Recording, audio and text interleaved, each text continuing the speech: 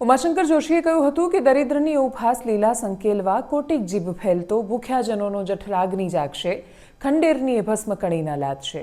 ભૂખ્યાજનોનો જઠરાગ્નિ જાગે કે ન જાગે, ગુજરાતની વિધાનસભામાં શ્રમિકો માટે જ્યારે ચર્ચા થઈ રહી હતી ત્યારે પંચમહાલમાં ગેસ ગળતરની ઘટનામાં શ્રમિકો એનો ભોગ બની રહ્યા હતા અને કમનસીબે એનો અવાજ ઉઠાવવાવાળું કોઈ શેષ બચ્યું નથી।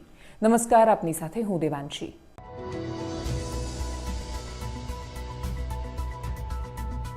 શ્રમિકોના કામ કરવાના કલાક વધારવામાં આવ્યા। 12 કલાક સુધી કામ કરવાની સરકારે મંજૂરી આપી। સરકારનું કહેવું છે કે જો શ્રમિક જ છે, કોઈ એને જબરદસ્તી કરવાનું નથી, એને વધારે વળતર મળશે, વધારે વેતન મળશે ને 12 કલાક નોકરી કરી શકે છે। અનેક ફેક્ટરીમાં કામ કરતા માણસો આજે 12 કલાક કામ એમની પાસે કરાવાય જ છે। 9 કલાકનો નિયમ હોય કે 12 કલાકનો, શ્રમિકોના જીવનમાં કોઈ વિશેષ ફરક પડવાનો નથી। ચર્ચા જ્યારે થઈ રહી હતી ત્યારે જિગ્નેશ મેવાણી કે પછી ગોપાલ ઇટાલિયા સહિતના નેતાઓ આ મુદ્દા પર જ્યારે બોલી રહ્યા હતા ત્યારે સરકારના નેતાઓની સાથે, ધારાસભ્યોની સાથે લોકોને આમ ચકમક જરી ગઈ। વિધાનસભામાંથી આ બધી ચર્ચાઓ અને દ્રશ્યો સામે આવી રહ્યા હતા ત્યારે સ્વાભાવિક છે કે શ્રમિકોને તો ખબર નથી કે એમના માટે ચિંતા અથવા ચર્ચા કશું એ વિધાનસભામાં થઈ રહ્યું છે। પંચમહાલમાં ઘોગંબા પાસે એક કેમિકલ ફેક્ટરી આવેલી છે, ત્યાં બ્લાસ્ટ થયો, કેમિકલ ગળતરની ઘટના થઈ, એક વ્યક્તિનું મોત થયું છે અને બાકીના લોકોને ખૂબ ગંભીર હાલતમાં વડોદરાની અલગ અલગ હોસ્પિટલમાં દાખલ કરવામાં આવ્યા છે। આના પહેલાં રોપવે તૂટે છે, શ્રમિકો મરે છે। એના પહેલાં એક પાવર પ્લાન્ટમાં બેદરકારીના કારણે અચાનક જ પાણી ધસી આવે છે અને પછી એ પાણીના પ્રવાહમાં અને પ્રકોપમાં 5 માણસોની લાશ આપણને 50 કલાક લાગે છે શોધતા। અને એના પછી આપણે જો એવું કહેતા હોઈએ કે આપણે શ્રમિકોની ચિંતા કરતું રાજ્ય છીએ અથવા આપણે ખરેખર કલ્યાણકારી રાજ્ય છીએ, તો કલ્યાણકારી રાજ્યની વ્યાખ્યા પર ગંભીરતાથી ચિંતા કરવાનો સમય આવી ગયો છે। પંચમહાલમાંથી આવેલી પ્રતિક્રિયા પર નજર કરીએ। ઘોગંબા તાલુકામાં ગુજરાત ફ્લોરો કેમિકલ કરીને કંપની આવેલી છે।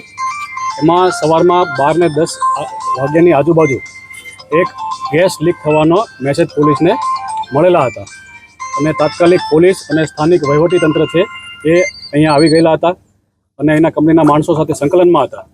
કંપનીનું એક OHC છે, ઓક્યુપેશનલ હેલ્થ સેન્ટર, એટલે જે ગેસ લીકેજ થયો છે, જે બધા મેસેજમાં જતું હતું કે બ્લાસ્ટ થયેલો છે, કોઈ બ્લાસ્ટ નથી થયેલો। એક એની જે પાઇપલાઇન છે એમાંથી R32 નામનો ગેસ જે એર કન્ડિશનમાં વપરાય છે એ ગેસ લીક થયેલો હતો। એ ગેસ લીક થવાના કારણે કોઈને નોઝિયા જેવું થાય, વોમિટિંગ જેવું થાય, એટલે કામદારોને એમના OHCમાં લઈ જવામાં આવેલા કે ડૉક્ટરે પ્રાથમિક રીતે એમને એન્ટીડોટ આપવામાં આવેલો। એન્ટીડોટ આપીને તાત્કાલિક એ લોકોને હાલોલની અલગ અલગ હોસ્પિટલોમાં રિફર કરવામાં આવેલા છે। અત્યાર સુધીમાં ટોટલ 12 જણાને રિફર કરવામાં આવેલા છે।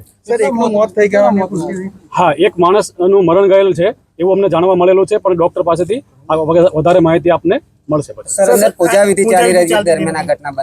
એ ત્યાં એક નાનું મંદિર છે, ત્યાં હંમેશને માટે એક પૂજારી હોય છે, પૂજા કરવા માટે આવતા હોય છે। મૃતક છે પૂજારી છે એવું જાણવા મળે છે? હા, એ મૃતક પૂજારી છે એવું પ્રાથમિક દ્રષ્ટિએ અમને જાણવા મળ્યું છે, પણ હજી અમારી પાસે કન્ફર્મ નથી થયું। સાહેબ, આમાં કોની બેદરકારી કેવી રીતે ગેસ? એ તો હવે જે આગળની તપાસ થાય પછી સાચી હકીકત આપને કહી શકાય। गैस कोना द्वारा अभी तक तो फिलहाल कोई आया नहीं है, क्योंकि हमने इमीडिएटली हमारे मेडिकल सेंटर में लोगों को भेजा। पहले हम फर्स्ट एड उनको दिया सिस्टमेटिकली। हमारे डॉक्टर ने पास पूरा सुसज्ज सेना, जिन्होंने पूरा एंटीडोट वगैरह देके पहले उनको फर्स्ट एड दिया और प्रिकॉशन के तरफ हमने बाहर में भी लोगों को उनका भी हेल्प किया।